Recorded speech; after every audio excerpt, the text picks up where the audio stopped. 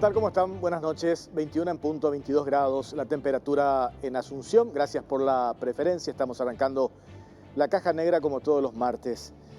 Hicimos un adelanto hoy en la edición del diario La Nación de lo que vamos a mostrar hoy y que tiene que ver con el censo de la semana pasada. Para muchos fue un fracaso. Desde el oficialismo intentan minimizar esto, pero cada vez saltan nuevos hechos que evidencian de que no se hizo bien el trabajo.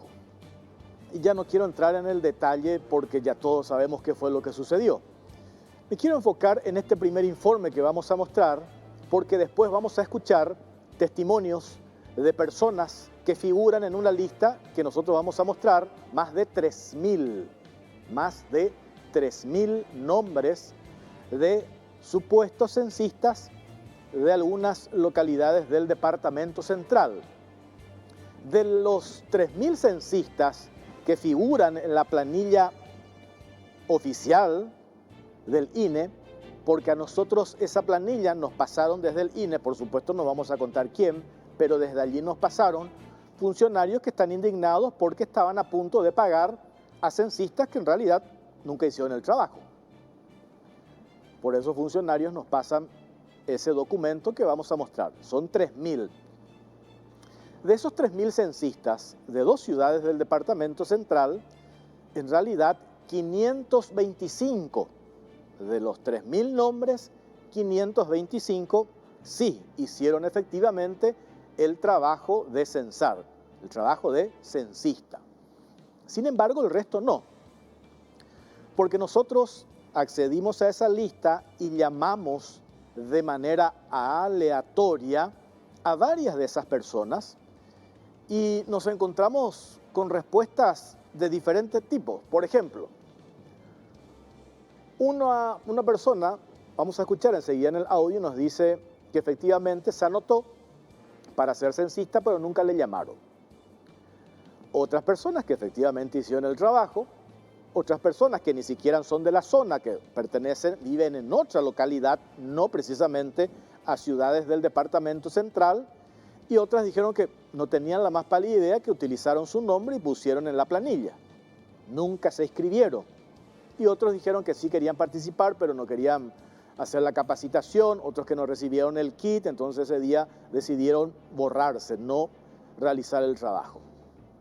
A partir de estos hechos, ¿qué es lo que surge? Una presunción. ¿Y cuál es la presunción? Que los coordinadores de zonas habrían abultado la lista de los censistas para quedarse con el viático. Me dirán ustedes, 100.000 guaraníes es mucho. En realidad 100.000, si hacemos la multiplicación por 3.000 censistas, estamos hablando de 300 millones de guaraníes. ¿Y quiénes completaron después los formularios? Completaron los coordinadores. Y eso nos decía hoy Iván Ojeda. Las familias que no fueron censadas y que sin embargo aparecieron, se fueron a la vereda de su casa, encontraron la calcomanía, pueden llamar al 178, va a ir un censista a registrarlo, a hacer el trabajo. Pero ¿cómo pueden corroborar si la familia, por ejemplo, no censada o la vivienda no censada, los que viven allí no hacen la denuncia? ¿Cómo van a saber? ¿Y cómo sabemos cuál es la información que se completó a ojímetro y cuál es la información real? Según Iván Ojeda, el coordinador o el supervisor tuvo que haber revisado ese material y ahí se va a percatar. Pero ¿qué pasa si en este esquema ese coordinador o supervisor precisamente formó parte de hacer el trabajo de reclutamiento de los censistas, de inflar la lista y en realidad de los 3.000 solo 500 y pico trabajaron? De eso vamos a hablar y después vamos a escuchar el testimonio porque hemos hablado, reitero, tenemos la conversación, la grabación, audios de las personas con quienes hemos charlado, porque le llamamos por teléfono, quienes están en la famosa lista. Pero arrancamos con este informe, a ver.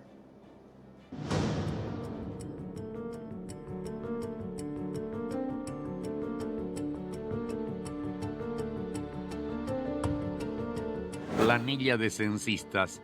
Avivados abultaron nómina para embolsarse pago de viático.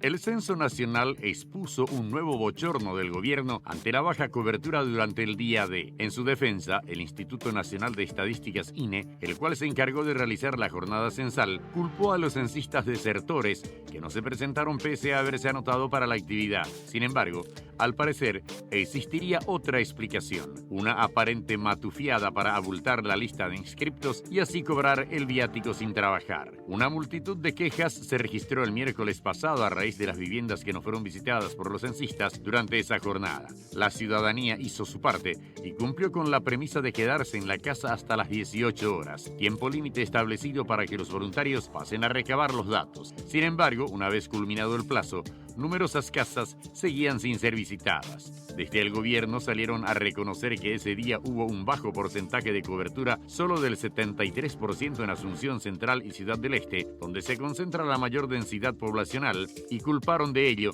a los censistas desertores. De acuerdo con los datos manejados por el Instituto Nacional de Estadísticas INE, unos 20.000 inscriptos no se presentaron. Como medida paliativa, se dio inicio a una etapa de recuperación de las viviendas no alcanzadas, labor que ahora ya está a cargo de los funcionarios. El elevado número de desertores hizo lugar a cuestionamientos hacia las autoridades que no garantizaron las medidas para evitar un abandono tan importante y tampoco previeron sustituir a los faltantes en su totalidad. El grado de improvisación fue tal que muchos censistas tuvieron que visitar más casas de lo previsto e incluso los supervisores se encargaron de hacer ese trabajo, tal como expuso la voluntaria Lidia Graciela. La joven relató a través de las redes sociales que muchos tuvieron que hacer doble trabajo en Ipané, ya que algunos censistas no se presentaron y otros censaban a medias. Todo eso sin recibir respuestas de los jefes de la zona. Justamente de acuerdo a una planilla acercada al equipo de la Caja Negra por una fuente cuya identidad se reserva, para esa zona de Central y las ciudades aledañas se previeron unos 3.000 censistas. Sin embargo, de esa cantidad, solo unos 500 trabajaron el día del censo. Un aspecto que llama la atención es que en la lista de los censistas figuran personas, muchas de ellas vecinas, oriundas de Hernandarias, Ciudad del Este, Cordillera, San Pedro, Caaguazú e incluso Alto Paraguay, cuando desde el primer momento se proyectó que los voluntarios que iban a censar pertenezcan a la zona donde les tocaba hacer la labor. Entonces, ¿por qué las personas del interior del país se anotaron para Central, siendo que ni siquiera hubo movilidad ese día y tampoco compensaba el pago previsto? La presunción que se tiene es que, aparentemente, los coordinadores encargados de reclutar gente prometían a las personas 50.000 guaraníes a cada una por figurar en la planilla y así el coordinador se llevaba el restante 50.000 de los 100.000 guaraníes a pagarse por el trabajo de voluntariado. Fue así que muchos no aparecieron en el día del censo ante la promesa que iban a recibir 50.000 guaraníes cada uno. De constatarse la denuncia, solo en el caso de los 3.000 censistas para Ipané y alrededores, se habla de un monto de 150 millones de guaraníes que se embolsarían solo los reclutadores y los otros 150 millones de guaraníes los inscriptos. La fuente reveló además que haciendo una consulta rápida a las personas que figuran en la planilla, muchas de ellas reconocieron que no se presentaron al censo y que esperaban el pago prometido por el uso de sus datos. El temor que existe ahora es que los coordinadores hayan completado los cuestionarios del censo a ojímetro para así retirar el viático. Esta desconfianza surge especialmente por la improvisación y corrupción que marcaron la jornada del censo en Paraguay y la tarea que tuvieron que hacer los supervisores como censistas, mermando sus funciones propias de control. Todo esto habría ocurrido en ausencia de la cabeza del país, ya que el presidente Mario Abdo Benítez optó por viajar a Europa antes que quedarse en Paraguay durante la realización del Censo Nacional 2022.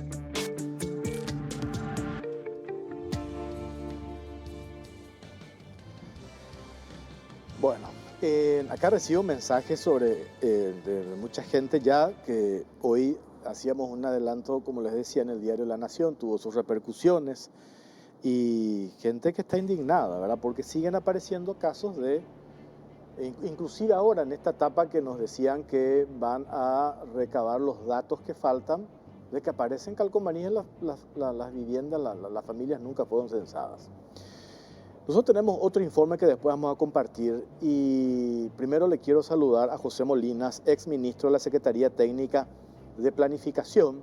Es un técnico y queremos rescatar con él no una valoración política detrás de todo esto, porque sí los hay, porque nosotros con esta planilla que mostramos aparecen algunos censistas directamente vinculados a seccionales, se mencionan operadores políticos que habrían armado o haber realizado el trabajo de reclutamiento de censistas, porque tenemos ese documento que enseguida vamos a ir mostrando. Acá está, una larga lista, son 3.000 nombres.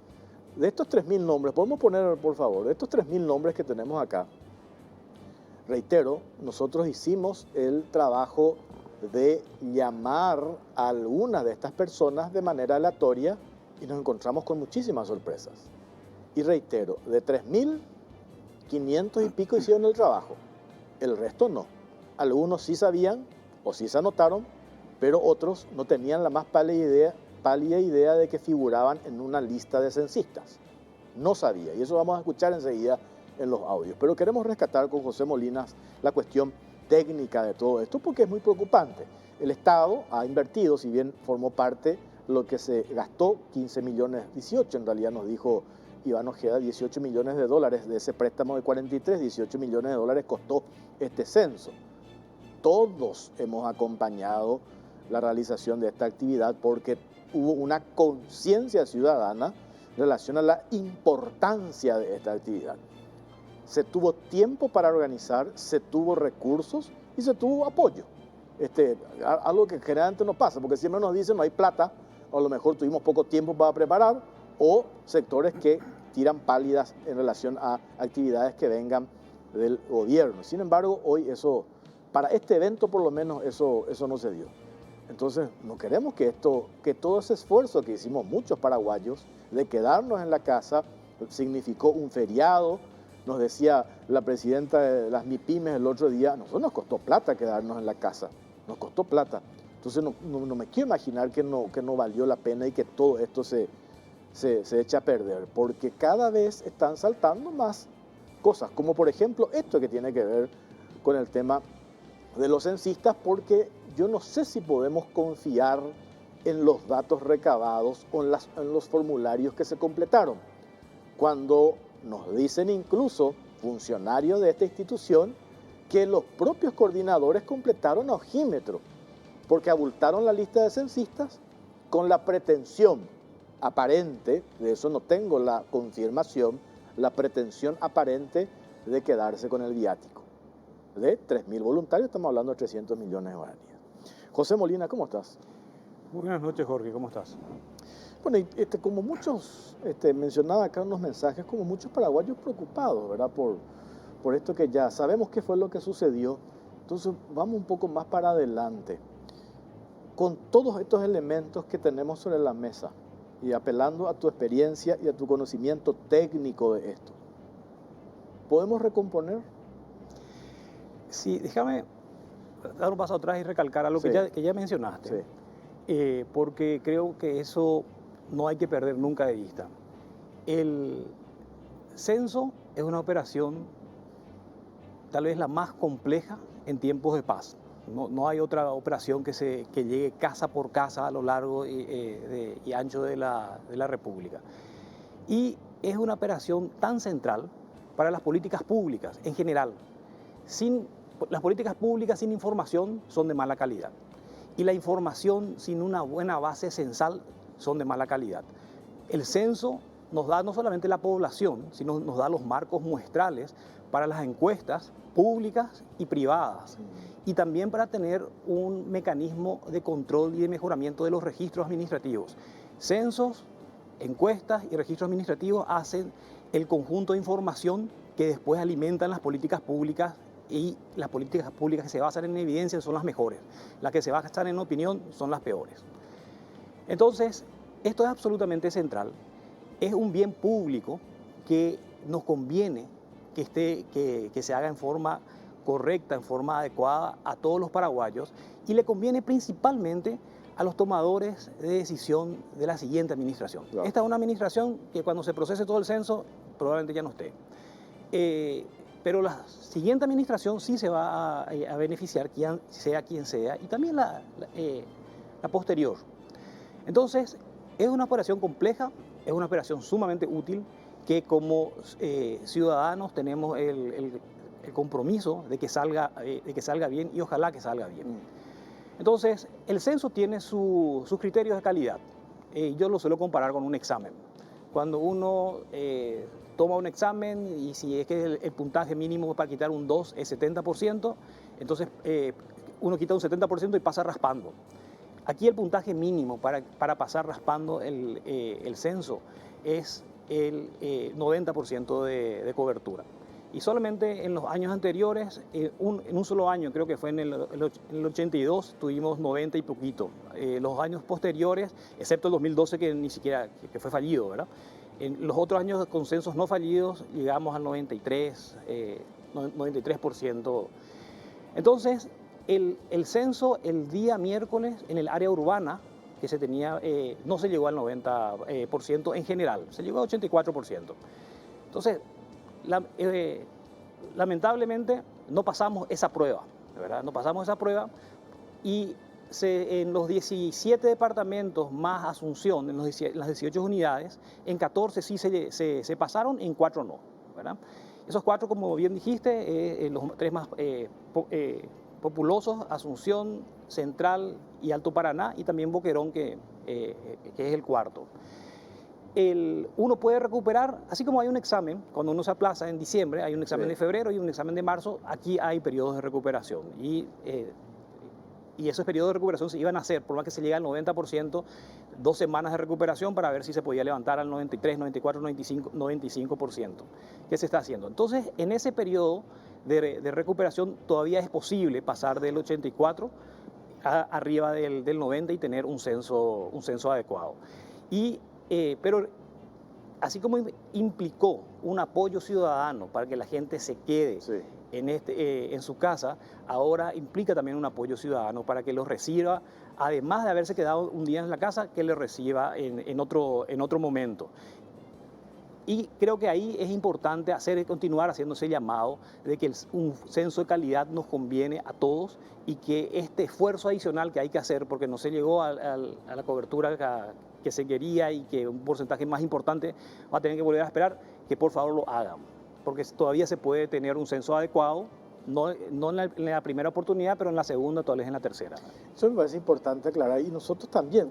Yo creo que ¿quién puede estar en contra, más allá de hoy que estemos tan metidos en estas rencillas políticas, ¿verdad?, propias y naturales, pues faltan menos de 30 días, o no, poco más de 30 días en realidad para las elecciones. Es natural que existan estas. Pues yo digo, hay una valoración, y eso se notó el miércoles pasado, en la posición asumida por medios de comunicación contrarios al gobierno, incluso acompañaron esto, políticos que vos veías en las redes sociales, o sea, hubo un acompañamiento total. Entonces, todos queremos que esto si se puede, que se subsane y que se llegue al objetivo. Pero tampoco podemos quedarnos callados cuando funcionarios de esta institución te dicen, mira un poco esta planilla, hagan ustedes el chequeo. Y aparecen 3.000 censistas. Y de los 3.500 nomás estuvieron. Y el resto, gente que vamos a escuchar enseguida. Tenemos esos audios para compartir, ¿verdad? Avísame cuando tenés a punto, porque nosotros no podemos esconder esto, ¿verdad? Esto hay que contar. Y me parece, y valoro, porque después me pasaron un audio y me dijeron que a la tarde cambió de opinión, pero me quedo con lo que me dijo esta mañana en la radio Iván Ojeda, que después de esto que publicamos esta mañana, ellos van a parar la pelota y les obliga a ellos a hacer una revisión punto por punto si ese desembolso que van a hacer realmente corresponde o no corresponde. Que eso en realidad es lo que se quiere, porque nosotros decíamos, este es un préstamo, al final nosotros vamos a tener que pagar el préstamo, todos vamos a pagar el préstamo, 43 millones de dólares, o sea, vamos a tener que pagar sí o sí. Entonces tenemos que ser celosos el manejo del dinero. 35.000 millones de guaraníes el monto destinado para el pago de censistas, 5 millones de dólares. Entonces tenemos que ser celosos de ese dinero, de cómo se paga. Entonces eso es lo que nosotros mostramos ahora. Y acá está el testimonio de las personas que figuran en esta lista. Por supuesto no le pudimos llamar a las 3.000 personas de manera aleatoria y rescatamos estas opiniones. A ver. Hola, buen día, con la señora Adalys Medina. Sí, ¿Usted se inscribió para el censo? sí me inscribí, pero no hice. Entiendo, no recibió tampoco ningún pago antes. No. ¿Ya? ¿En dónde se inscribió? ¿Para qué zona se inscribió? Para zona del Paso de Oro. Disculpe, con la señora Lilia Mabel Silvero, ¿verdad? Sí, con ella. ¿Ustedes pudieron retirar el pago del censo? No, no pudimos porque no se nos entregó el kit para hacer en nuestro barrio el censo. A nosotros no tenían que traer el kit. Y nadie les llevó nada. Nadie nos llegó nada. Hasta el día siguiente, hasta casi las 12 del mediodía, hasta las 12 del mediodía prácticamente le estuvimos esperando y nada. Con la señora Susana Yelena Adorno, Sí, y queremos saber si ya pudo retirar su pago por el censo. la verdad que no, porque yo al final no accedí para hacer censista. No accedió, usted se inscribió. Sí, ¿Por qué al final, o sea, no se presentó ese día o no le avisaron nada a los supervisores? la verdad que yo puse mi ciudad, ¿verdad? Pero me pusieron otro lado que yo no podía y entonces no accedí. Usted es la señora Celina Páez, ¿verdad? Sí, Tenemos registrado como censista. ¿Usted realizó el censo y ayer le efectuaron su pago? no. ¿Usted no realizó el censo? No. Ah, y no realizó, no se fue ese día nada más, o ¿cómo fue? No, yo no realicé el censo porque no tuve tiempo para ir a la recapacitación ni nada de eso. Hola, buen día, con la señora Miriam Shembori. Sí, ¿Usted se inscribió para este año para el censo sí. y no realizó? No, porque nadie me llamó ni me dijo nada. Nadie me dijo que podía trabajar ni nada. Y Yo tampoco... pensé que ya no me tocaba, pero sí ya me hice caso tampoco. Hola, ¿qué tal? Con el señor Lorenzo David Romero Jiménez. Sí, el mismo. Quería saber si ya pudo retirar su pago del censo. No, yo no me postulé para eso. ¿Usted no se inscribió? No me inscribí. En el periodo para la inscripción de voluntarios para el censo no se inscribió. No, nadie nunca me dijo nada. Hola, buen día, con la señora Liliana Beatriz Ramos. Sí. Queríamos corroborar si ya pudo retirar su pago por el censo realizado. No, yo no hice el censo. ¿Usted no se inscribió para el censo, señora Liliana? Sí, me inscribí, pero no hice. ¿No le llamaron más? ¿Usted se inscribió? No me llamaron más. Hola, ¿qué tal? Con la señora Dircy. Sí. Le queríamos corroborar si ya recibió el pago del censo. No. ¿Usted realizó el censo? No. Ah, pero se inscribió, señora Dircy. Sí. ¿Y no le llamaron o cómo fue? No. No me llamaron, a mí nadie me llamó. ¿Nadie se comunicó para hacer alguna capacitación o para participar en la jornada para hacer el censo? No, nadie a mí me llamó. No, nadie. Entiendo. ¿Y tampoco no recibió ningún pago? No, tampoco. ¿Usted se inscribió para qué zona? Zona de Hispane. ¿Con el señor Ángel Waldimir? Sí, así es. ¿Qué tal? Le estoy llamando para corroborar si pudo retirar el pago del censo. No participé al final al retiro del censo. Ah, ya, pero usted se inscribió, señor Ángel. Sí me inscribí, pero no pude hacer porque tuve que viajar. Entiendo. ¿Se inscribió para la zona de Upané? Sí, así es. Y no recibió ningún pago antes, ¿verdad? No, nada de nada, señorita. Con la señora Juana Esther Virites. Sí, con ella. Le queremos corroborar si ya pudo recibir el pago del censo. No, ¿Usted realizó el censo? no realicé. Entiendo. Pero No realicé. ¿usted se inscribió? Me inscribí todo, di el examen, todo di. Pero no pude realizar. ¿Por qué motivo? ¿No le llamaron? No me llamaron. Estuve pendiente, no me llamaron, nadie se comunicó conmigo y por esa razón. ¿Usted se inscribió para qué zona? Para la zona de 14 de mayo en Upané. Bueno, ahí están, diversos testimonios, ¿verdad? A mí lo que, aclaro de vuelta, 3.000 es lo que tenemos para esa zona, Pané, San Antonio, esa zona del departamento central. Hay personas que dicen, me escribí efectivamente, pero nunca me llamaron. Otros dicen, me escribí pero no pude participar porque tuve otra actividad. Y otros escuchamos, ¿qué? ¿Mi nombre? ¿Dónde? No sabía que estaba mi nombre. O sea, hay varias situaciones. Y hay otros que sí, efectivamente, sí hicimos el trabajo, te dicen, ¿verdad? Porque las 3.000 personas, efectivamente, 500 realizaron de esta lista. Entonces, esto nosotros nos pasan del INE, José, nos dicen, esto está listo para pagarse. Y esto no corresponde. No corresponde porque estas personas no hicieron ese trabajo.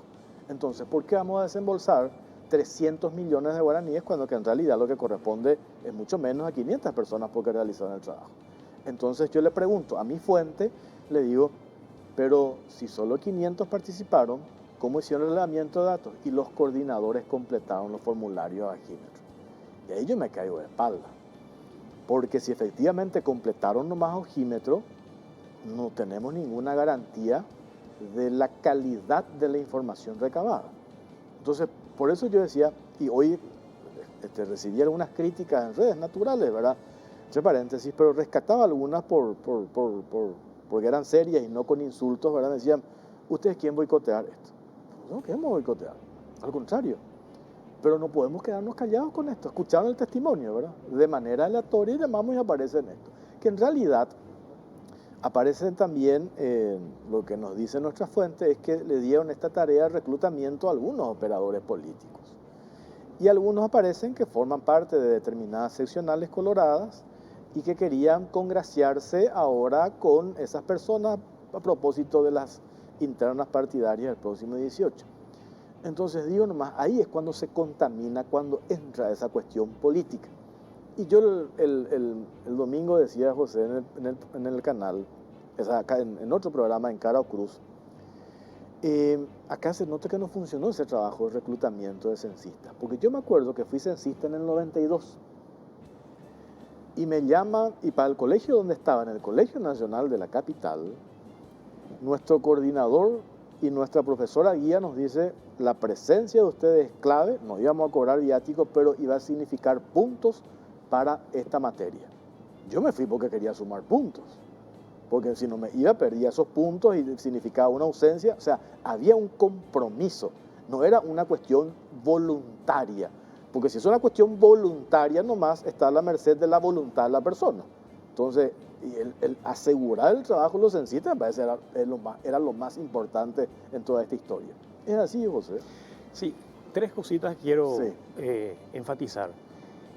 Primero, como bien dijiste, ya estamos en un año electoral. Y una operación tan compleja, hacerlo en un año electoral es agregar un riesgo adicional innecesario. A mí me parece que tenemos que cambiar el año censal. O sea, que ya no sea más años terminados en 2, porque en el año terminado en 2 hay internas y en el año en 3, unos meses después, hay elecciones generales. Aprendamos, estamos en este contexto ahora, hace 10 años tuvimos lo mismo, y si no cambiamos, vamos a continuar con este problema. Entonces, por un año acortemos el periodo intercensal, que igual van a ser con tasas anualizadas, y pongámoslo más cerca o a mediados de la administración. Ese es un primer punto. Segundo punto que señalaste, las posibles defraudaciones del dinero público. Bueno, la prensa tiene que controlar y cualquier ciudadano tiene que controlar. Ahora, la ventaja que en esto es todo trazable.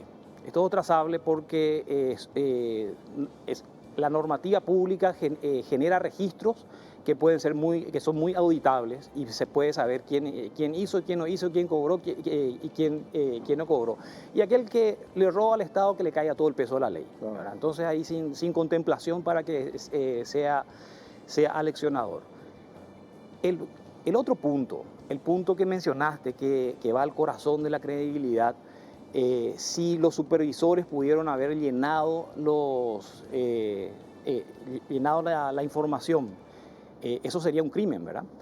Y básicamente ahí puede dar una sensación de falsa cobertura y puede haber una mala calidad de la información. Eso también es trazable. ¿Por qué? Porque ese supervisor no tiene forma de poner las cédulas de identidad de las personas, de poner los nombres de las personas en forma correcta. Y esta ronda censal por primera vez se introduce la cédula.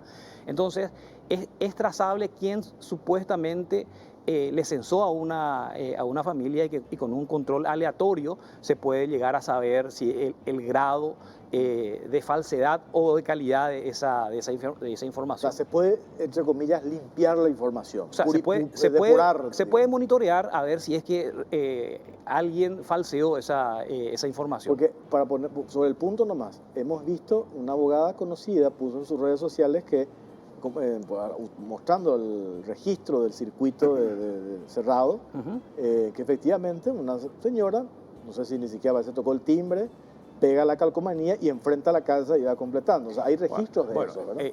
Eso sí se puede identificar porque la persona sabe que con su dirección se puede saber en qué manzana está, a qué familia se refiere, quién está asignado a esa manzana, quién entregó esa boleta censal y se chequea. Una persona chequea y puede ver que si los datos son falseados, es evidente y que, bueno, que se persiga, así como el que cobró sin trabajar tiene que ser responsable ante la justicia, el que falsea información censal también, ¿verdad? Eso por una parte. Ahora, en este momento, el elemento de credibilidad es absolutamente importante y hay buenas prácticas, porque esto no es algo nuevo. Cuando se maneja información pública de encuestas o de censo, no solamente hay que ser como la mujer del César, no solamente ser, sino parecer, ¿verdad? Y aquí lo que en estos contextos, lo que suele funcionar son consejos, asesores técnicos externos, multisectorial, de técnicos de diversos sectores. Cuando a mí me tocó estar en la STP, nosotros salíamos con los números de pobreza, había un comité de revisión de académicos y de técnicos de organismos internacionales y de organismos nacionales que revisaban eso antes y ponían su prestigio personal para darle credibilidad. Cuando fue el problema, tuvimos el censo fallido del 2012, pero había que ver qué se podía recuperar, si las estimaciones iban a ser técnicamente confiables, por más que eran estimaciones, que sabíamos que como censo no se logró el resultado, también se generó un consejo técnico asesor. Yo creo que sería bueno considerar esa posibilidad, que personas entendidas en estadísticas, en procesos, que lo hagan como una función de servicio público, revisen y pueden revisar este tipo de cosas, porque si empezamos a dudar en la calidad de la información que se recolectó en una casa, ya no es un problema de cobertura, sino es un problema que se va al corazón y eso hay que atacarlo de raíz. Totalmente, totalmente. Tengo que hacer una pausa cortita, a la vuelta seguimos hablando en relación a este tema. Está con nosotros José Molina, ex ministro de la Secretaría Técnica de Planificación. Pausa, venimos enseguida.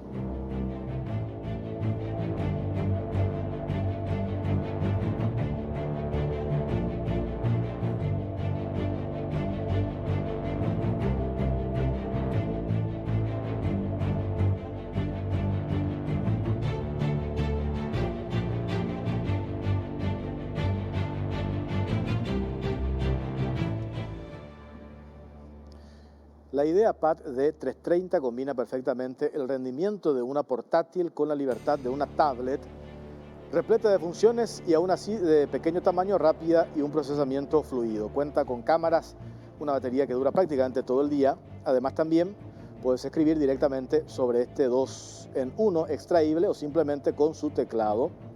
Tenés lo mejor de Windows, Office, podrás arrancar rápido y mantener la concentración sin preocuparte de que tu notebook no pueda con tanta información. Lenovo IdeaPad D330, donde una portátil se fusiona con una tablet. Encontrarla en las mejores tiendas del país. Lenovo representa y distribuye Celex S.A.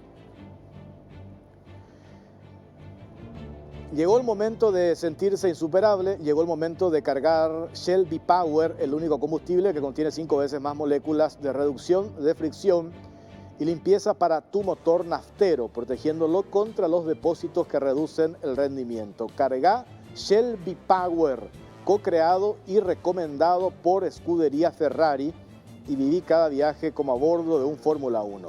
Shell, la marca preferida de los paraguayos, ganadora del ranking de marcas. Farmacia Vicente Escabone, más de 87 años de trayectoria a tu servicio. La amplia línea de medicamentos, perfumería, cosmética, cuidado personal, juguetes y mucho más. La atención personalizada y el asesoramiento que buscas está en Farmacia Vicente Escabone las 24 horas. Llámanos al 418-5000 o por WhatsApp 0974 18 5000.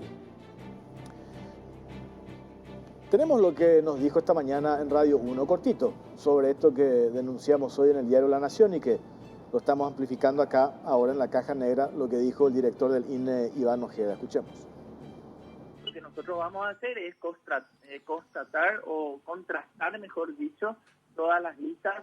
Esta publicación también de La Nación vamos a tener en cuenta, por supuesto, pero nosotros tenemos todo un protocolo de control antes de hacer ese desembolso para no pagar a gente que está queriendo estafar o que tiene otras intenciones subalternas que no sea realmente cumplir con la persona que realmente trabajó. Apellido, cédula, una serie de consultas y también registra un número de teléfono. Ese número de teléfono es la variable clave para que él posteriormente reciba su giro. No hace falta de que tenga una billetera simple, el censista o el supervisor. Y a través de Bancar le va a llegar un giro a la persona que trabajó, que constató. Y sabemos que no todos ellos trabajaron, pero sí tenemos una aplicación por la cual nosotros vamos a cerciorarnos exactamente de la gente que trabajó y esa gente va a recibir su pago según nos comprometimos nosotros. 35.000 millones de guaraníes. Por eso es que estamos verificando la lista para no pagar a gente que no trabajó. ¿Qué es lo más sensato? ¿Qué es lo que corresponde, verdad? Revisar a partir de esto y se paga quien trabajó. Quien no trabajó no se paga. Me parece lo más sensato esto que dijo Iván Ojeda.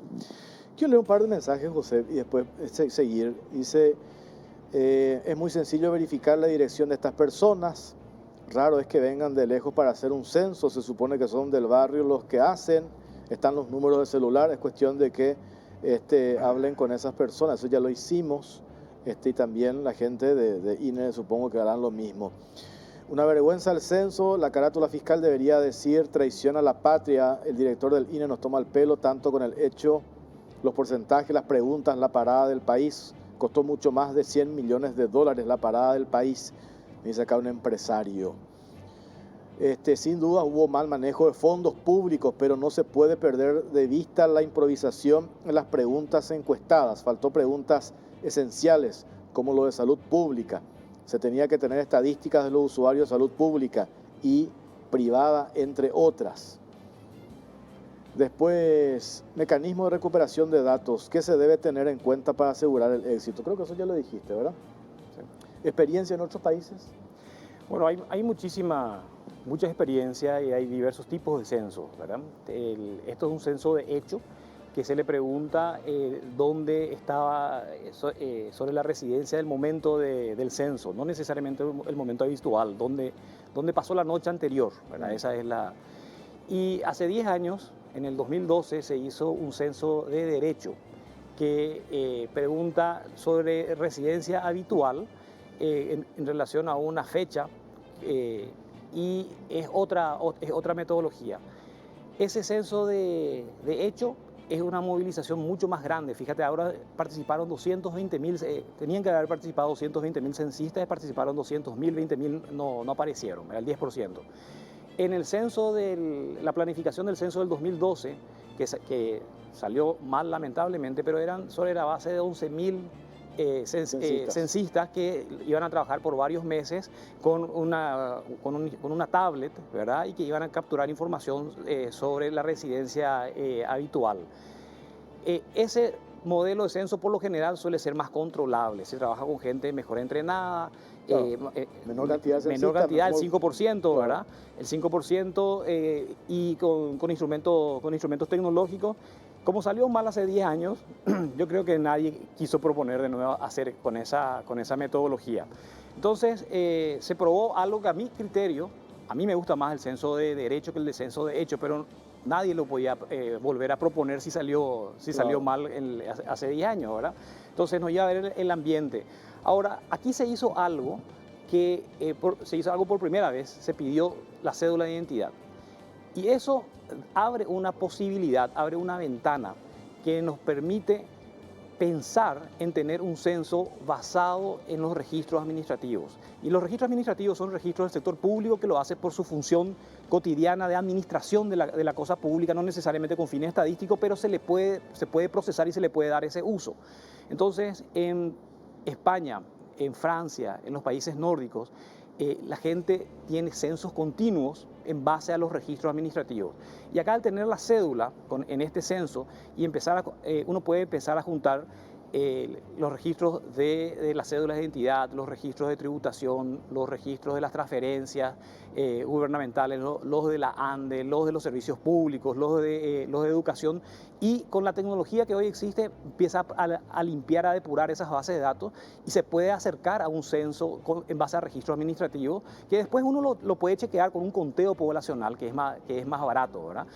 Este censo, como bien te lo dijeron ahí, es la modalidad. El censo de hecho es el más caro. Es el más caro en cuanto al operativo y es el más caro cuando se para el país, el más caro en términos de costo de oportunidad.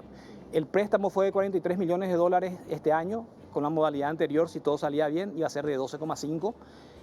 No se paró el país hace 10 años. Ahora se paró el país y eso sale más de $100 millones. Entonces, si sumás el costo de oportunidad de haber parado el país, más el préstamo, ya tenés cerca de 150 millones contra 12 millones que estaba previsto. Yo creo que podemos aprender y empezar a intentar a tener censos basados en registros administrativos que van a ser todavía más baratos. Qué increíble cómo nos cuesta, da la sensación de que estamos debutando permanentemente, ¿verdad? Yo no sé si esa es una cuestión de cómo se toman estas decisiones, ¿verdad? Entiendo yo cuando dijiste lo que pasó hace 10 años, esa mala experiencia. Yo le había escuchado al director del INE, le preguntaban por qué no usamos la tecnología. Y nos dijo porque no había disparar el presupuesto. Pues como si problema de plata aparentemente no había, ¿verdad? Entonces yo no sé si era por una cuestión de disparar el presupuesto. Entonces me pareció medio rara esa respuesta, ¿verdad? No dijo que porque usamos en el 2012 ese sistema a lo mejor. Dijo iba a disparar el presupuesto, ¿verdad? Si tenés, en el 2012 había 11.000 censistas y ahí todos tenían una tablet, un PDA en ese momento, ¿verdad? Entonces para 11.000 se puede pensar en esto. Para 220.000, si le das una tablet, ahí no hay presupuesto que aguante, ¿verdad? Claro. Pausa cortita, venimos enseguida.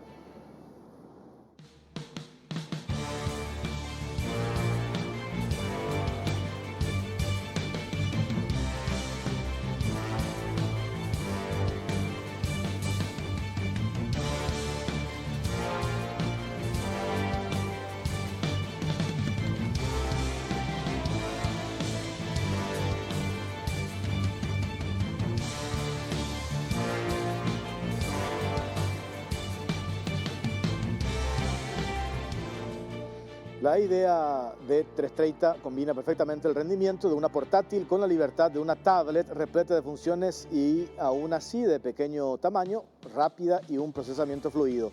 Cuenta con cámaras, una batería que dura prácticamente todo el día. Además también podés escribir directamente sobre este 2 en 1 extraíble o simplemente con su teclado. Tenés lo mejor de Windows y Office. Podrás arrancar rápido y mantener la concentración sin preocuparte de que tu notebook no pueda con tanta información. Lenovo IdeaPad D330, donde una portátil se fusiona con una tablet.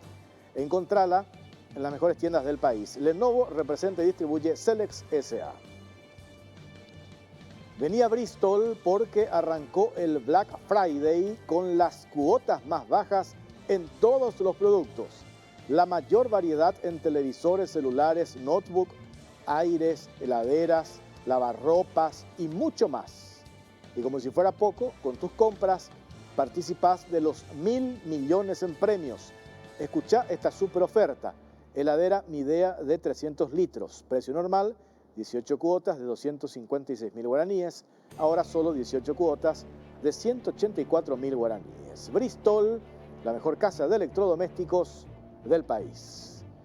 Farmacia Vicente Escabone, cada vez más cerca tuyo.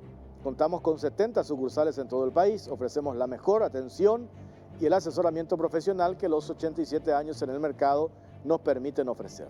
Llámanos al 021-418-5000 o por WhatsApp 0974-18-5000. Farmacia Vicente Escabone. Tenemos este informe, cómo se invirtieron los millones de dólares en la polémica jornada del censo. A ver.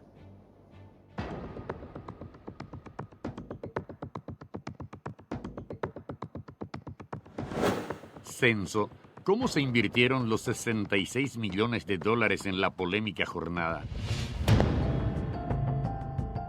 El Instituto Nacional de Estadística, INE, dice que hasta el momento se ejecutó el 42% de los 43 millones que fueron destinados al Censo Nacional mediante un préstamo del Banco Interamericano de Desarrollo BID. Es decir, se invirtió alrededor de 18 millones de dólares para la recolección de los datos. Al hacer un desglose de esas cifras se detalla que 7.262.479 fueron transferidos al sector externo para el pago a censistas, unos 4.406.982 para el servicio del personal, 1.422.779 para bienes de consumo e insumos, unos 1.804.025 para imprenta, seguro, publicidad y comunicación, 1.599.589 para equipos y herramientas, 1.301.814 dólares para pasajes y viáticos, unos 262.646 en alquileres y 872 dólares para el pago de los servicios básicos, luz, agua y teléfono.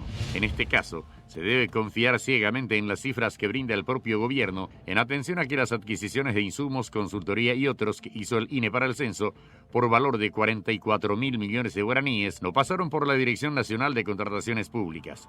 Esta falta de control se dio porque se usó el fondo del BID y para ello las inversiones se hicieron bajo las normas de ese organismo internacional que otorgó el crédito, lejos del control local.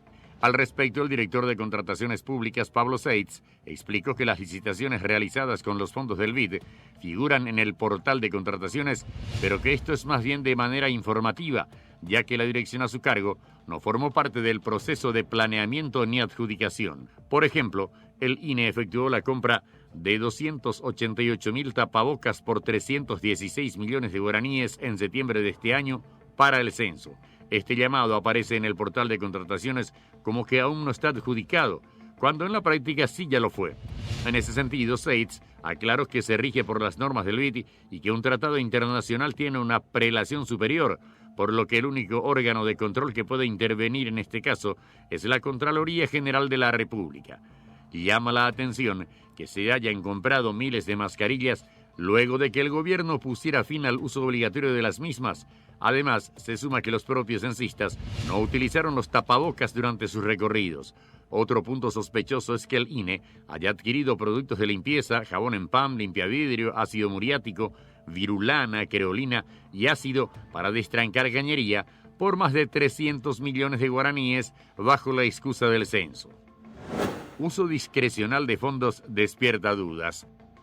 El gobierno de Mario Abdo Benítez consiguió un importante crédito para la realización del censo. En noviembre del año pasado, el Congreso Nacional aprobó el préstamo de 43 millones de dólares, cifra que se suma al millonario endeudamiento del país. A raíz de la fallida jornada censal, en el Parlamento surgieron dudas referentes a cómo se destinó el dinero aprobado. El manejo de semejante volumen de dinero justo en tiempos electorales desató mucha suspicacia. Uno de los actores políticos que salieron a cuestionar fue el senador liberal Blas Llano, quien preguntó cómo se garantiza que los recursos se hayan destinado para el objetivo que se previó inicialmente y para lo cual el país se endeudó.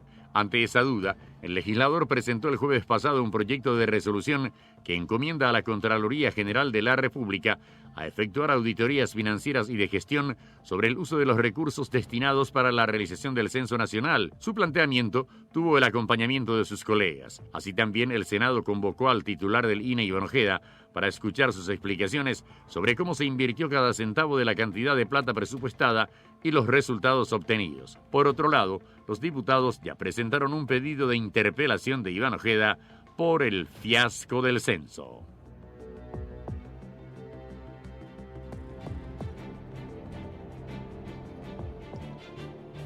Bueno, acá me dicen en Santaní no sale la voz, un cable de Santaní, no es un problema nuestro, ¿verdad? Ya, el problema del cable ahí en el departamento de San Pedro. Me envían acá un video, sí, Pues nosotros tenemos sí buen retorno, ¿verdad?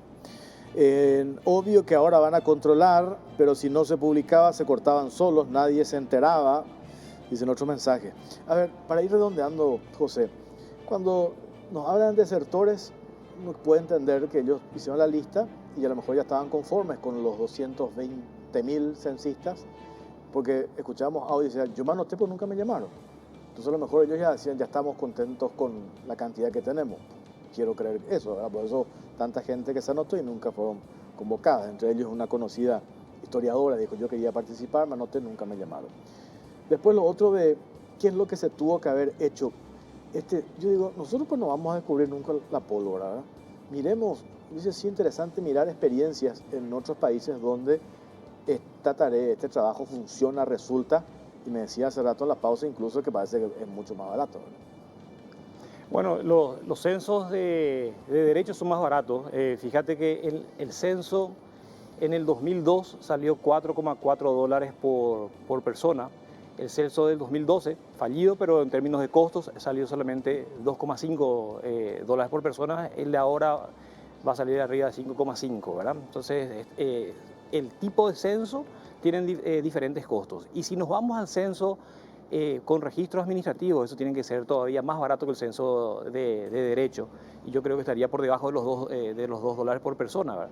Entonces, esa es la gran apuesta que yo animaría a que como sociedad empecemos a explorar para que tal vez en 5 años podamos hacer ya un intento y en 10 años ya estemos con la práctica y entrenada para movernos a esa tecnología censal que es más eficiente, da información continua y es mucho más costo efectivo. Por último, el tema de la cédula, vos ves como una cuestión positiva. Mirábamos nomás acá en el vecino país el año pasado. Este año hicieron el censo en Argentina, armaron todas las varias organizaciones, se pronunciaron y sacaron finalmente eso porque decían que se pierde el anonimato. ¿Vos decís que eso es intrascendente? Bueno, no. Hay una ley del año 42 del secreto estadístico que ni un juez le puede pedir al INE que revele datos censales, ¿verdad? Porque el secreto estadístico es absolutamente sagrado. Entonces, ese secreto estadístico que el INE tiene que resguardar, tiene que resguardar los nombres que siempre se preguntan, tiene que resguardar la cédula. Es un dato sensible y delicado, pero hay tecnologías para hacer el resguardo. Lo que yo digo es, ya que se pidió esto, que me parece que fue un paso audaz, que se aproveche al máximo para pensar en censos basados en registros administrativos, como lo hace España, Francia y los países nórdicos, con mucho éxito, con mucha eficiencia y con mucha calidad. Entonces, eso es un elemento central. El elemento de costo, como cualquier funcionario público, los del INE son responsables de la rendición de cuentas a los órganos de control y esa responsabilidad se mantiene como cualquier funcionario público por 10 años. Entonces, y la Contraloría y los órganos de control tienen mecanismos. Por ser un préstamo internacional está exenta, no le aplica la 2051, que es la ley que rige el proceso de contrataciones públicas. Aquí hay 3 cosas para cerrar con esto. Por un lado, lo que mostrábamos en el informe, cómo se utilizaron esos millones, más vale que seamos celosos custodios de cómo se utiliza esa plata. A mí me llama la atención, vi $4 millones de gastos personales. El costo de los censistas era $5 millones. No entiendo. Eso supongo yo que están los órganos naturales de control del Estado. Por ejemplo, la Contraloría General de la República. Ya en el Congreso, en el Parlamento, se aprobó que la Contraloría va a instar al ente contralor que intervenga. Eso por un lado en el manejo del dinero. Lo otro, esto que publicamos hoy, lo del viático. Yo me quedo con esto que dijo Iván Ojeda. Vamos a revisar esa planilla y se tiene que pagar lo que corresponde. Al censista que trabajó se le tiene que pagar por el trabajo realizado. No así a los que están en esa nómina y que no han hecho el trabajo. Y lo otro, que rescato lo que nos dijo acá el señor José Molina, que es un técnico especialista, estos datos recabados pueden servir y todavía se puede avanzar en la concreción de resultados favorables, digamos, Así es. para no decir que todo está perdido. Estamos no a queremos tiempo. nosotros eso. Yo aclaro de vuelta eso. No es que quiero que esto se vaya no haya servido todo lo que se ha invertido, el tiempo, etcétera. Al contrario, ¿verdad? ¿Qué es lo que se puede hacer? Pero no podemos dejar, por un lado, ya se generó la duda, La Contraloría tiene que revisar cómo se hizo la plata. El tema pago de viáticos se tiene que pagar a los que trabajaron, no a los operadores políticos. Y el tema de los datos, que me parece que es también lo más importante, si eso se puede recuperar. Y si podemos llegar a la meta, la ciudadanía de vuelta, se apela a la ciudadanía que si va hoy un censista en la vivienda no censada, pues que se colabore. Así es. El compromiso ciudadano todavía es necesario. Todavía el proceso no se cerró. Hubiera sido interesante que el miércoles que nos quedamos en la casa se hubiese llegado a la cobertura esperada del 90%, pero hay mecanismos de recuperación que están funcionando, implementándose ahora, y ojalá tengamos una cobertura bastante superior al 90% para tener datos de calidad y mejores políticas públicas en el futuro. Ojalá. José Molina, gracias por su tiempo, muy amable. Muchas gracias por la invitación. Hablábamos con el ex ministro de la Secretaría Técnica de Planificación. A la vuelta de la pausa antiagro, medidas políticas podrían generar perjuicios importantes a la producción nacional. La situación de los arroceros es una cuestión que preocupa, sobre todo algunas medidas populistas que tienen que ver con el medio ambiente. Vamos a hablar con representantes de la Asociación de Arroceros y la posición asumida por un grupo de legisladores en relación a este tema. Pausa, venimos enseguida.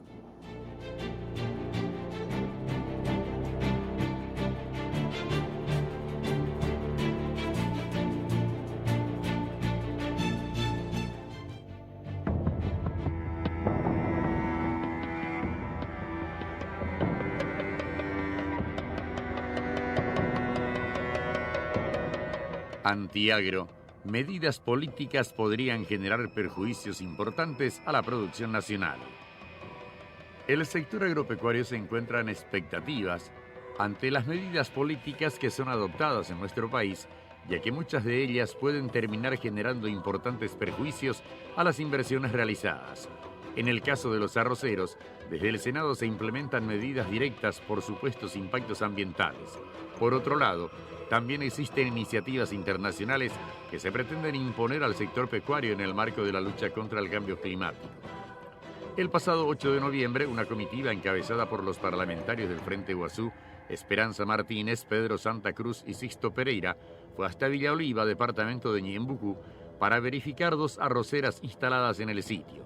La senadora Martínez, quien días después fue a participar del encuentro del Grupo de Puebla, Foro Político de la Izquierda, informó a través de sus redes sociales que pudo constatar en el lugar visitado la supuesta canalización de humedales, deforestación, afectación del lago Ipoá y posible contaminación de las aguas.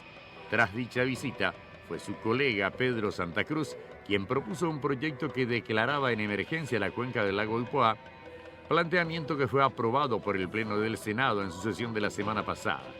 Esta medida insta al Ministerio del Ambiente y Desarrollo Sostenible, MADES, a intervenir las arroceras que supuestamente canalizan el recurso hídrico y además a revocar las licencias ambientales de las mismas. El proyecto en cuestión refiere que esta producción desenfrenada, salvaje y destructiva va drenando todos los humedales de la zona, secando los arroyos de la cuenca y creando un grave problema hídrico que afecta a la propia existencia del ecosistema del lago.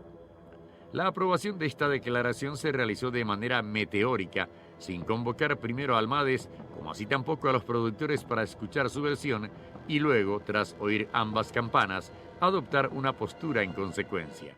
Ignacio Heiseque, vicepresidente de la Cámara Paraguaya de Arroz Caparrós, indicó que ambas empresas cuentan con todos los permisos del MADES para realizar la actividad, por lo que calificó la declaración como un sinsentido y resaltó que los senadores del Frente Guazú se atribuyeron un rol del MADES para desinformar irresponsablemente con el aparente fin de atacar a las empresas productoras en esta etapa proselitista y pretender instalar la industria de la miseria. Como medida de respuesta, el gremio arrocero enviará una nota a la presidencia de la Cámara Alta en la que sentará una postura ante lo ocurrido. Por su parte, Ike Arrellaga, expresidente de la Federación de Productores de Arroz del Paraguay, FEPARROS, aseguró que los congresistas tienen un desconocimiento de la situación del rubro, como por ejemplo de las leyes vigentes y las obligaciones que cumple, ya que necesariamente las empresas deben contar con la declaración de impacto ambiental y las licencias expedidas por el MADES para poder operar. El arrocero aseguró que preocupa este tipo de actuaciones parlamentarias porque únicamente demuestran que están en contra de la producción nacional. Situación de la ganadería y la presión externa. En la actualidad existe mucha presión sobre Paraguay referente a su hato ganadero. En ese sentido, se desarrolla la Conferencia de las Naciones Unidas sobre el Cambio Climático, más conocida como COP27, que se celebra en el Sharm el-Sheikh, en Egipto, del 6 al 18 de noviembre. Allí Paraguay marcó una fuerte posición ante las numerosas presiones de parte de países del mundo para que firme el acuerdo referente al metano, que implicaría reducir el hato bovino nacional y no crecer en cultivos. El ministro de Agricultura y Ganadería, Santiago Bertoni, señaló que países como Estados Unidos e Inglaterra abogan por la reducción de la producción de carne vacuna a raíz de la incidencia en la generación de gas metano, perniciosa para el clima global. Sin embargo, resaltó que de acuerdo a estudios realizados, el volumen de gases de efecto invernadero que genera la región es mínima y que dentro de ese esquema el peso de Paraguay es prácticamente imperceptible. Bertoni argumentó además que si Paraguay redujera su hato ganadero de 14 millones de cabezas de ganado a 10 millones, esto implicaría un golpe económico importante al sector y a la economía nacional. De acuerdo con Héctor Cristaldo, titular de la Unión de Gremios de la Producción UGP, Paraguay tiene un potencial de crecer a 25 millones de cabezas, por lo que firmar el acuerdo representaría un retroceso.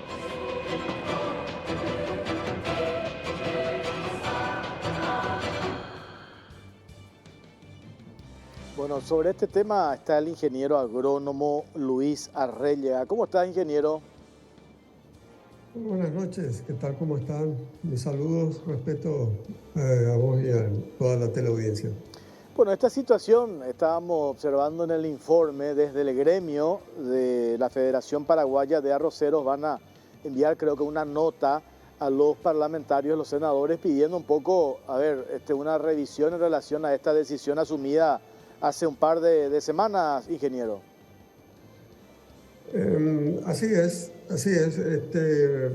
Bueno, lo que apareció en los periódicos fue, digamos, una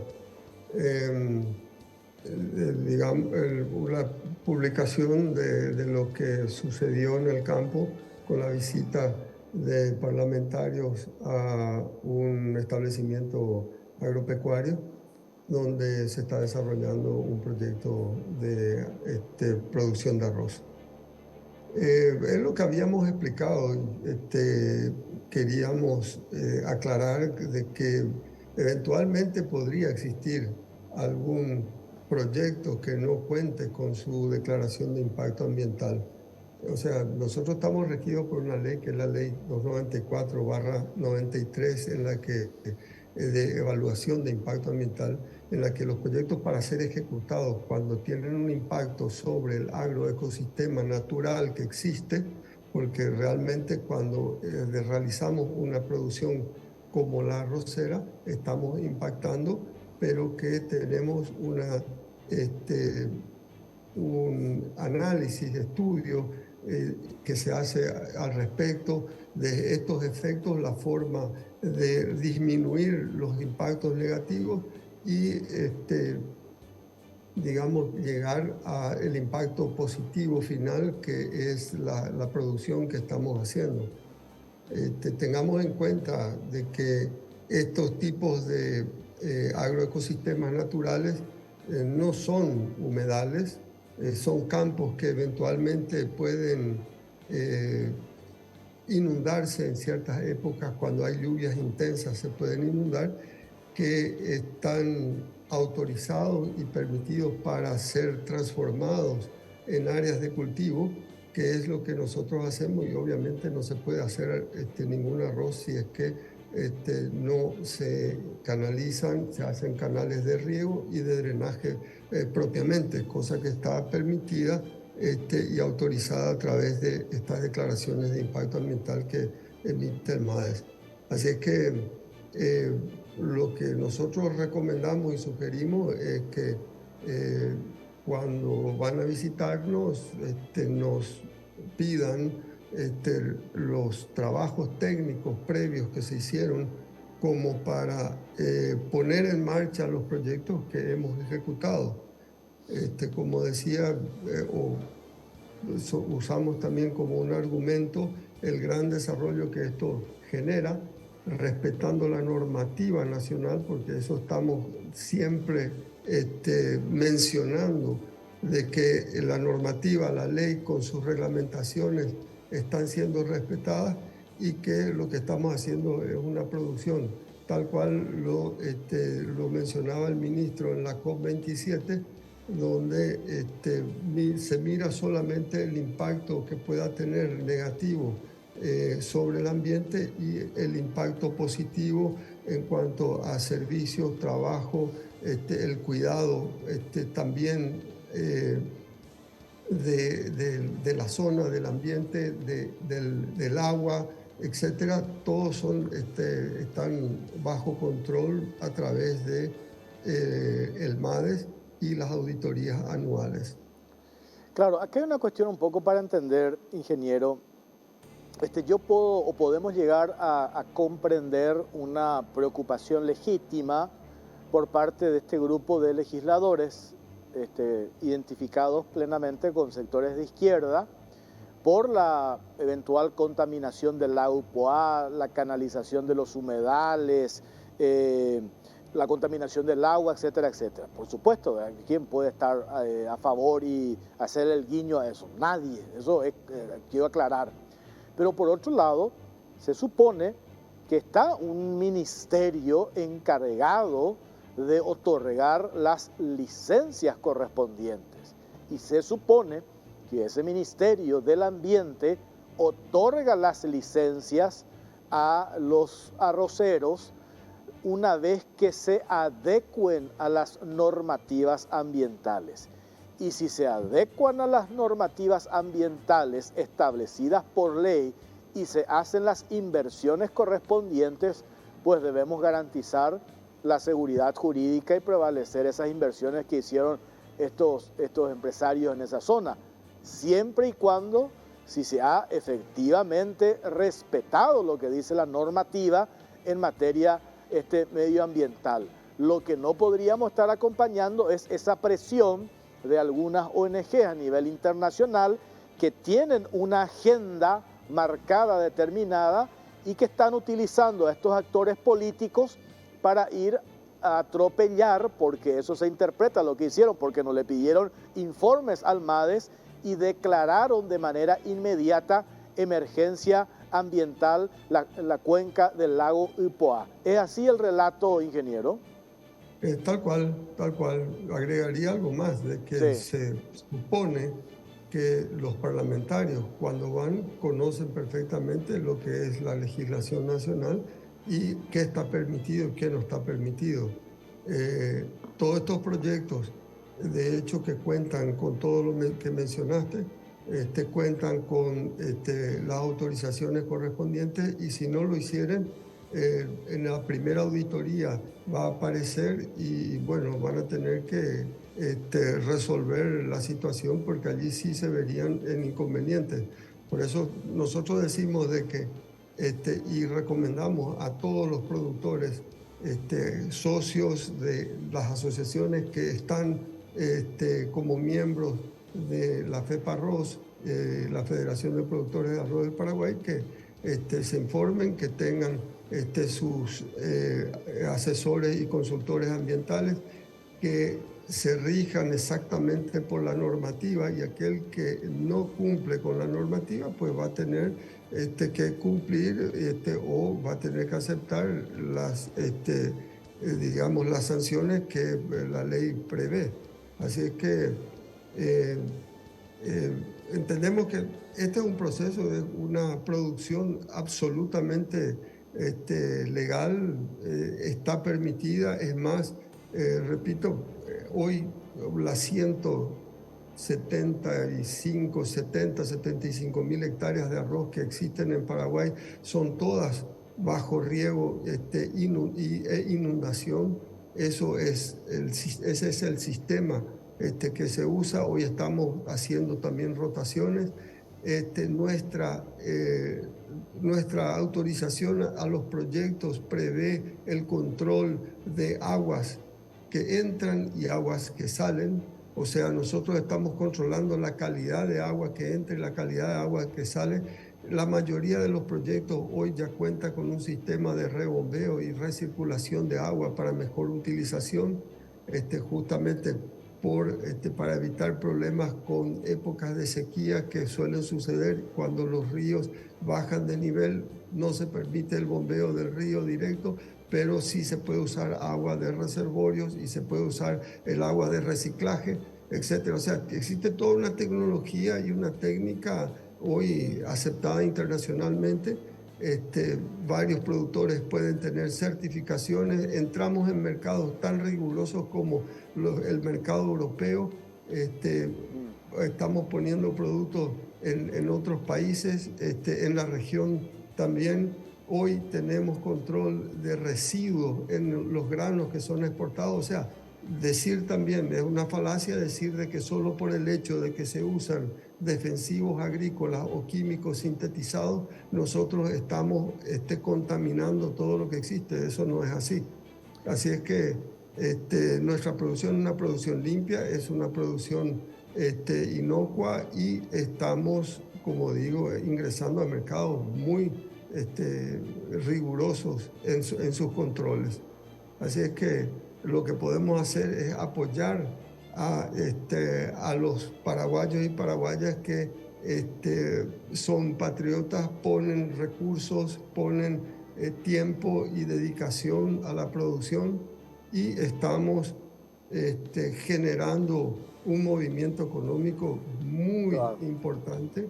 Como se mencionó en un día de campo que salimos, donde estaba el ministro, a decir de que de tener 10 funcionarios en una empresa pasamos a más de 100 funcionarios al poner en marcha un proyecto que finalmente es respetuoso de la normativa y cuidadoso de la condición ambiental en la que estamos.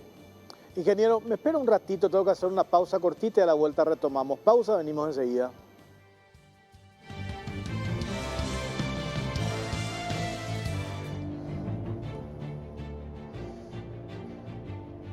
Bueno, último bloque ya para cerrar. Ingeniero Luis Arrellega, miembro de la Federación Paraguaya de Arroceros. Después de esta decisión del Senado de declarar área de emergencia la cuenca del lago, esto le genera a los inversionistas allí en esa zona un perjuicio. Tienen que parar lo que han hecho hasta tanto se defina esto. ¿Cómo se actúa a partir de esta decisión del Senado? No, necesariamente no. Esto no tiene efecto sobre el trabajo que nosotros estamos realizando.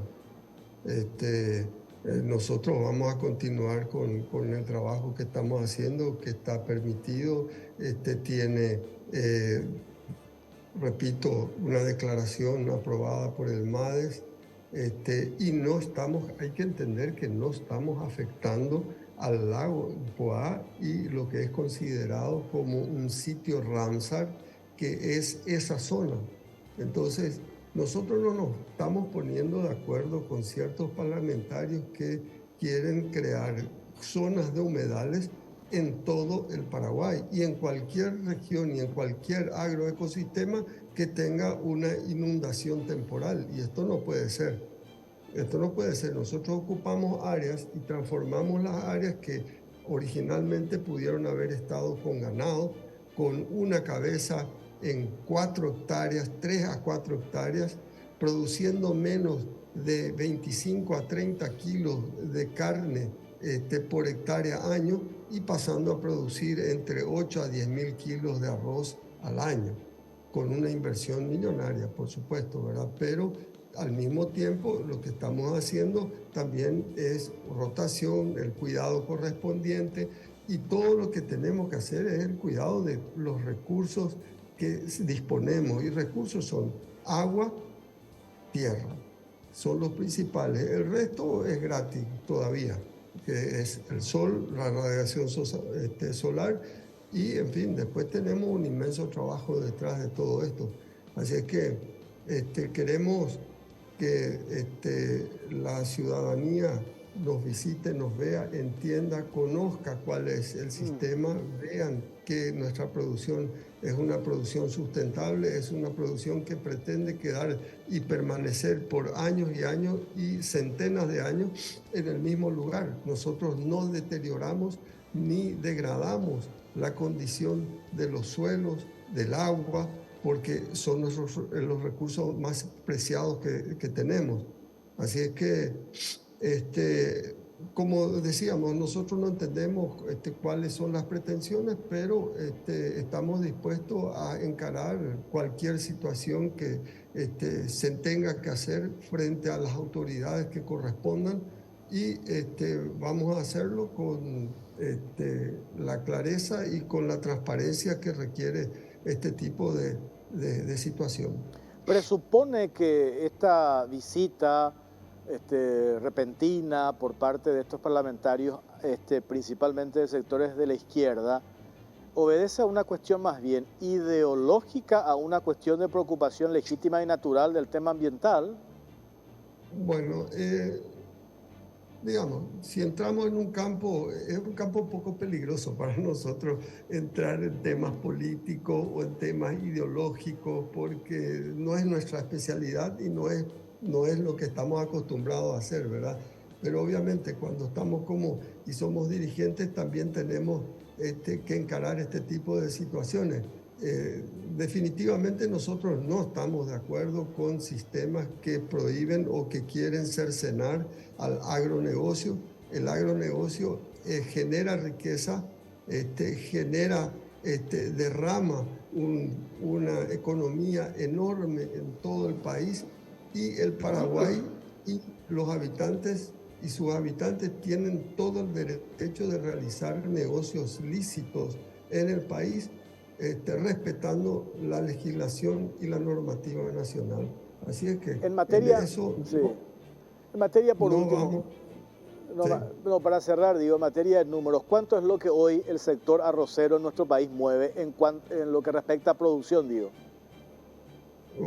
Paraguay hoy estamos viendo en años normales 1.100.000 a 1.200.000 toneladas. Esto representa con un precio de $250 la tonelada.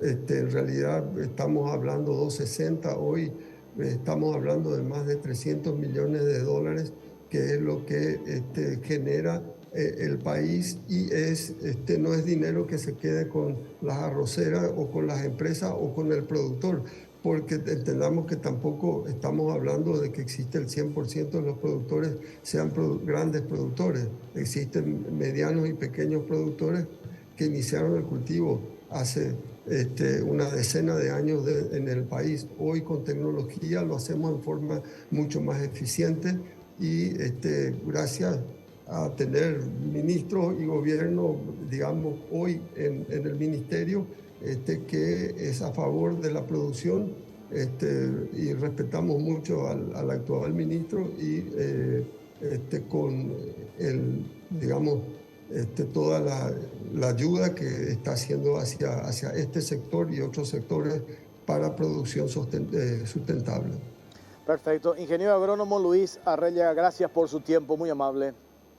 Muy bien, muchas gracias y gracias por permitirnos participar en este foro.